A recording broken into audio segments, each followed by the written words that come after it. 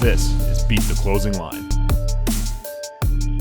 Hey everyone, welcome back to Beat the Closing Line. I am your host, Nicole Russo, alongside resident NFL analyst for thelines.com, Eli Hershkovich. Eli, are you missing recording out of the Las Vegas downtown area Circus Sports? You're back in Chicago. Yeah, I'm not going to lie, Nicole. It was nice for me to be in Vegas, your home city, and then you to be in Arizona, even though that's a good spot to be. Met Jason, our guest here that you'll introduce in a second, last week at Circus Swim. So pumped to talk to him about some NFL betting for week 2. I wasn't cool enough to get into Circus Swim. Security turned me away. So this is my first time meeting Jason. But speaking of Jason, we are talking sports betting with a very special guest today. Joining us is Jason Weingarten, who is a professional sports bettor and host for the Hammer Betting Network and VSiN. Jason, thanks for joining us today. How is the NFL season going for you so far? You know, it's going pretty well. I think week 1 not only was profitable with, the Steelers and the Seahawks and various other bets, but it was just incredibly enjoyable. I don't know how week 2 is going to deliver more excitement than week 1 just delivered, but I know it will. We have a Well, for you, Jason, you already got the excitement in a little bit before week 1 with Geno Smith. You bet the Seahawks quarterback at 750 to 1 to win NFL MVP at Circa. You got some crap on Twitter, but now you get a chance to deliver it back since Geno led the Seahawks to a win, cover against the Broncos on Monday Night Football, also an outright win. How are you kind of feeling about the bet now? Obviously, it's a long shot, but what's your perspective looking back? Well, yeah, obviously it's still a very long shot at this point. And I know I just have a quick sort of test to know whether or not a bet is good. If I post a ticket on Twitter and I immediately get a bunch of responses from accounts I don't know or people I don't care about telling me that I'm stupid and my bets are bad, I know it's a good bet. So that kind of played into it, and what more realistically why I made that bet was I actually requested at Circa and at Caesars that they post a line for 2022 MVP comes from a non-playoff team from 2021 versus a playoff team. So I wanted all the quarterbacks on the teams that didn't make the playoffs last year, which is Lamar Jackson, Marcus Mariota, Geno Smith, a couple other ones, Mitch Trubisky. Well, I guess actually Steelers made the playoffs, so right? They made the playoffs last year? Yeah. Yes, we did. So, yeah, okay, the Trubisky would have been out. But I wanted to do it synthetically as opposed to having to bet, 12 or 15 different quarterback futures I didn't really want. But I couldn't get either one of those to make a price on it. So I ended up just betting Marcus Mariota and Geno Smith, Circa having 750 to 1. I get it's a long shot, but, this is a quarterback award. You have to essentially be a quarterback. So Geno Smith, assuming he's going to be the starter, is one of 30 potential candidates. And, he's probably down in the bottom of that list or was to start it, but I'll happily take 750 to 1 there. Knowing that I like them week 1 to win, and I also like them week 2 to win. I also think that starting 2-0 puts it in a good position, but I would absolutely sell it at the moment if there was a way to actually sell a ticket like that. I just am shocked that people left you mean comments on social media because Twitter is such a nice place. So it's just so odd. Used to it. Before we get started and take a look at NFL Week 2, just remember to give this video a thumbs up, leave a comment, and subscribe to our YouTube channel, but also subscribe to Beat the Closing Line podcast on Apple Podcasts and leave us a 5-star review because that will enter you for a chance to win a $25 Amazon gift card. All right, so I'm going to take it into the future now. We are going to start with Thursday Night Football, talk a little Chargers Chiefs. So Kansas City was at -2.5 on the look-ahead line, and it's bet all the way up to Chiefs -4.5 as we're recording right now on Thursday afternoon. Jason, is there anything that you like in this game? I was really impressed week 1 with Khalil Mack. He had 3 sacks. And I really think that that defensive line and the linebacking core, everything has come together really well for the Chargers this year. And Mac might be a little bit on the older side. He's 31, but I like him for Defensive Player of the Year still. I think you can get him 20-1, 25-1, widely available numbers. I ended up betting him this week to lead the NFL in sacks and to win the Defensive Player of the Year. I think with Bosa and Derwin James, a lot of the attention might not be on Mac, but he has won Defensive Player of the Year already earlier in his career, and maybe he's just the kind of guy who needed to get into the right situation on a strong playoff level team to get back into the Defensive Player of the Year consideration talk. And if you can't tell already, Jason is one of the sharper bettors, not only for the NFL, but really in the gambling Twitter space, if you want to call it that. So not a side in particular or a piece of the total that you like in Chiefs Chargers, but maybe a bit of an overreaction to Kansas City dominating a weaker Cardinals secondary in week one. What's the overreaction spot side that you like overall in week two, the best one that you think is on the board? What I think, not so much an overreaction, but an underreaction. I thought the Seahawks played pretty well, and they're 9-point favorites to the 49ers right now. They opened up at 10. It's moved to 9. I agree with the move down. I think that is kind of an underreaction. And then I guess the Bills getting double digits, off their blowout of the Rams kind of surprises me. I think it's a little early to see 4, 10-point games this weekend. There's only one I'm particularly interested in, but it's unusual to see double-digit favorites like this so early in the season. So many of them. And then taking a look at one of the games on Sunday, Bucs Saints is going to be one of the bigger ones for the Sunday slate. It was bet up to Tampa Bay -3 for a bit. Looks like it's been trending pretty consistently at 2.5 throughout the week. Total is sitting at 44. Are there any bets that you like for this one? Yeah, I bet the money line on the Saints. I bet plus 120. I think I'm a notorious Tom Brady hater, and he's 45.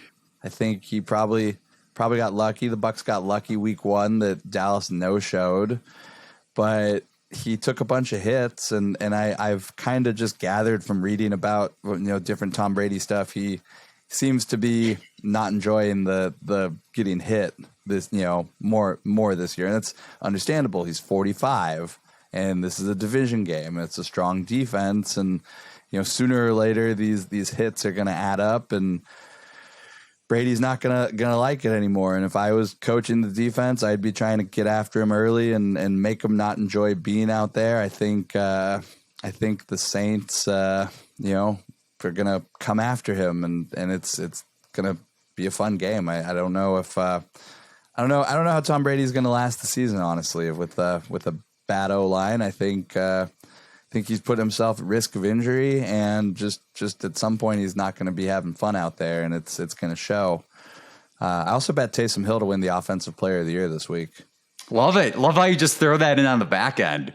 Interesting take. Yeah, he's 100-1 at DraftKings. It's the same price for MVP, but I don't think he's going to win MVP because he'd have to really secure the quarterback job. Offensive Player of the Year, much more realistic, especially if they keep figuring out ways to use him and integrate him as a running quarterback, as a tight end. He can catch touchdowns, he can throw touchdowns, he can run for touchdowns. Having a unique skill set can win you Offensive Player of the Year if you score enough. I don't think it could win him MVP, but they shouldn't be priced both 100-1. So I think the 100-1 on the Offensive Player of the Year is too high. So you mentioned the Saints within that, and sticking with the theme of underdogs, looking at some games with lower totals and dogs above the spread of around 6. Jets, Browns, Seahawks, 49ers, and Cowboys, Bengals, all games with lower totals and, again, bigger spreads. You already mentioned the Seahawks as a team that might be an underreaction in the market after their big win over the Broncos from a money line standpoint, and also against the spread. So typically, not always, but typically if you agree with the market on the total, you might also agree with the dog if it's a bigger number. Between Jets, Browns, and Cowboys, Bengals, obviously Dallas without Dak Prescott, either of those games stick out to back the dog. Cincinnati caught my attention as a teaser leg. I guess it's up to 7.5 now, so it's not as exciting. I was able to get it down to, I think, -1. So I used that. I think I used Bengals -1 with the Saints +8.5 actually. So that was one I liked. But you're speaking of low scoring games. I think the 49ers Seahawks has potential to be low scoring. Very low scoring, lower than the 41 on the total. And a bet that I really like this week, I saw that DraftKings has is the ability to bet lowest scoring team. They have a highest scoring market and a lowest scoring market, and they have the Seahawks are 7-1 or 9-1 for the lowest scoring team, and the 49ers are 90-1 for the lowest scoring team. And obviously it has to do with the spread, being a 10-point favorite, a 9-point favorite. You're obviously going to think that the Seahawks are going to score less points than 49ers, but 90-1 is the second highest price on the board. I think that's way too high. Seeing what Trey Lance did last week, and obviously a total aberration most likely, but another bad start, 90-1, you're not going to see numbers like that going forward. So I was happy to bet 90-1 there on a future. Next up, we have the Patriots, and talking a little bit about my Steelers as well, which Eli's called a fluky win. But the betting market was on the Pats in week 1. They were blown out by the Dolphins, and now they've seemed to come back on New England after Pittsburgh's win over the Bengals, and that line is up to -2.5. I'm a Steelers fan, and that was god awful to watch personally for me. I'm not excited about that win at all, but we saw a similar trend with the Eagles last season. Are you in agreement with the market at all on this, or are there any bets that stand out to you in this game? Yeah, I was on the Dolphins and the Steelers last weekend. The Steelers money line, I think it was drawing dead 4 or 5 different times in the final 2 minutes and overtime. Might be an understatement. That was a very lucky win, and very undeserving in many regards. But it was fun. That, like I said, it's hard to see how the NFL is going to deliver more excitement than the week 1 games when you're watching the Steelers and the sportsbook and everything. But I think there's a couple things that caught my attention about this week 2 matchup with the Patriots. One being Brian Flores had a pretty good track record as the Dolphins head coach against the Patriots. He was very good at scheming against the Patriots offense. I don't think that's going to stop this weekend, but there are 2 major concerns for me with the Steelers. The first being that they came off a pretty rough overtime game. When your defense has to play all that extra time, and then you turn around and play a good team like the Patriots, Bill Belichick. It's often not a great spot for the defense. And then the other thing is you take T.J. Watt out of this lineup, and it's a significant, noticeable downgrade. I'm not even sure it's being fully accounted for in the line at the moment, but I would not be surprised to see this a much higher scoring game than the total is giving it credit for. 40.5, I would definitely be betting the over on this week. I don't think it's gonna be a low scoring affair. And speaking of some games that might have a multitude of touchdowns, people know you among a lot of things in the betting world for betting anytime touchdown props. And I know typically when you bet something in that market, in that given market, that it's going to pretty much get bet down because a lot of people on Twitter follow you for that. Maybe a name or two that have already been bet down, so you can get the best of the number there in terms of an anytime touchdown prop or two for week 2. So for one of the things with touchdown props for me, it's interesting because I'm still not used to the legal markets where they open the touchdown markets 3, 4, 5 plus days in advance. Touchdown props were always a morning of a Sunday morning sort of thing. So doing them so far in advance is still somewhat unusual for me. I usually leave that stuff till the end of the week and the weekend, but some touchdown bets I like, I talked about this before, is if you look at the offensive rookie of the year market, I don't think there are very good prices on any of the offensive wide receivers. I just don't see how you could lay 12-1 with a fourth round wide receiver, or 20-1 with a second round wide receiver. I did like George Pickens a little bit at 35-1, at 45-1, just because his talent is not that of a second round talent. He is a very good player. He just dropped for what they call character concerns. But the point I'm getting at is, if you're looking at the offensive rookie of the year market, I think you're better off betting any of these rookies, the ones you like, whoever it might be, to score a touchdown or to score 2 touchdowns on any given week. Like last week, Dotson for the Commanders scored 2 touchdowns. If you would bet that, probably paid at least 28-1 or 30-1. You cash that week 1. It's a much better bet. It's a much better proposition than betting offensive rookie of the year on a wide receiver at a large number and having to wait 4 or 5 months to, potentially win. So, if there's a guy you like, bet him to score a touchdown, bet him to score 2 touchdowns. You're going to get paid a lot quicker than potentially betting offensive rookie of the year. That's just one thing I'd look at.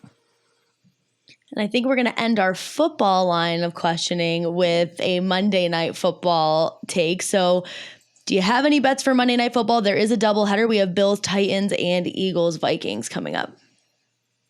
Yeah, I got the Vikings in that second game. That's another one of those lines that, I was watching all the games in the sports book, so I didn't have my eye on everything all the time, but I was much more impressed with the Vikings week 1 than I was with the Eagles. And not to say I wasn't impressed with the Eagles, but I guess I'm just not ever impressed with anyone playing the Lions. And, I don't tune in to watch the Lions until 2-minute warning in the fourth quarter, because, it's always going to come down to the last drive.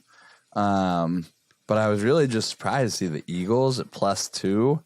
Like, not only are they asking me to take, the Vikings at +2. Not only are they asking me to take the Vikings +2 on Monday Night Football, but they're begging me to throw it in teasers. So I'm very worried that I'm missing something here. But I was a big fan of O'Connell when they hired him. I actually bet the Vikings to win the Super Bowl many months ago, just as a flyer on their offense.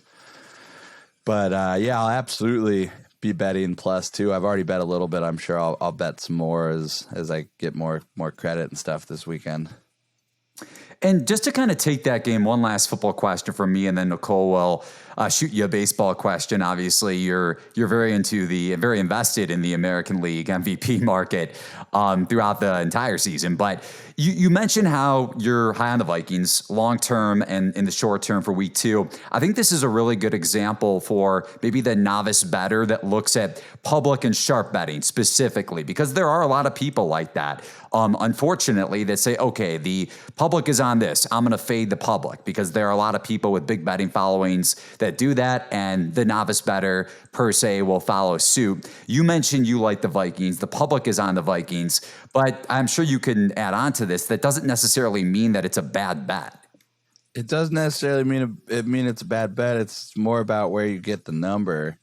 The difference between a public and a sharp side could be the same side at a different number.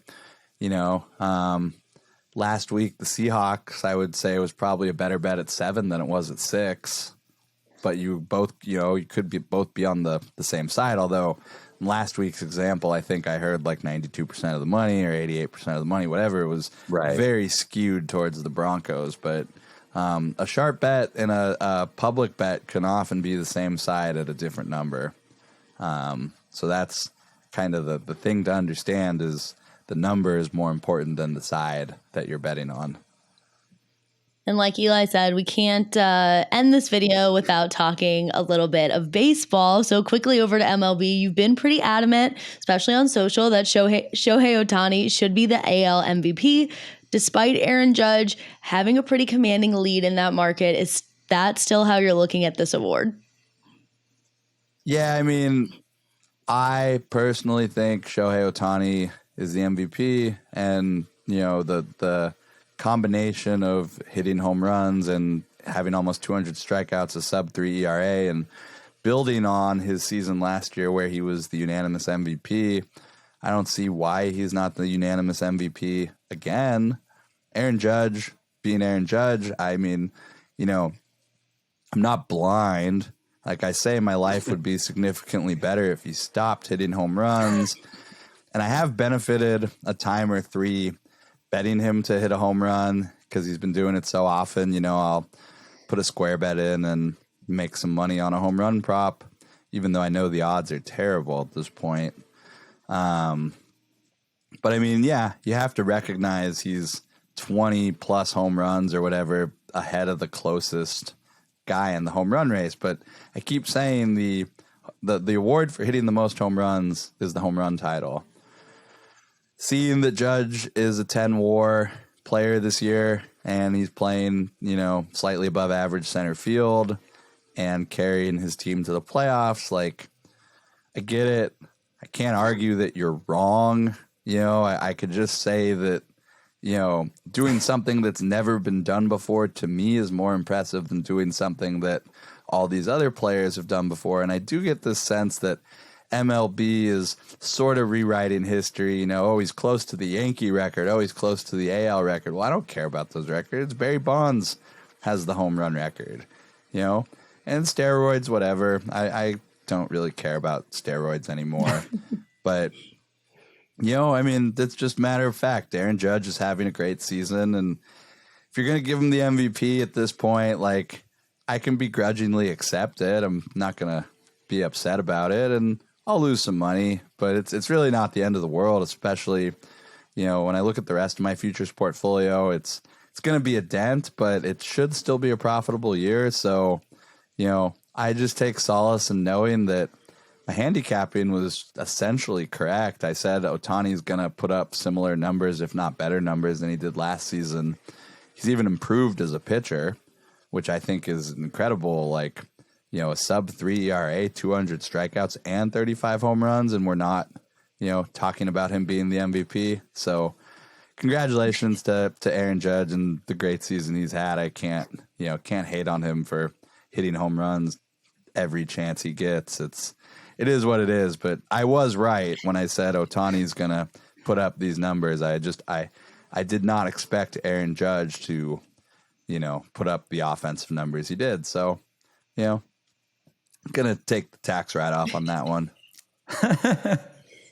I respect that you're in the acceptance phase. You're in the what is the 5 stages of grief? Is that what it is? You've officially hit acceptance. I mean, I still think I'm right, but I can't argue with the market. The market is telling me I could bet Ohtani at 15-1 and Judge is minus 6,000. So sometimes you got to know when you're beat. Part of being a gambler is knowing, knowing when to hold them and knowing when to fold them.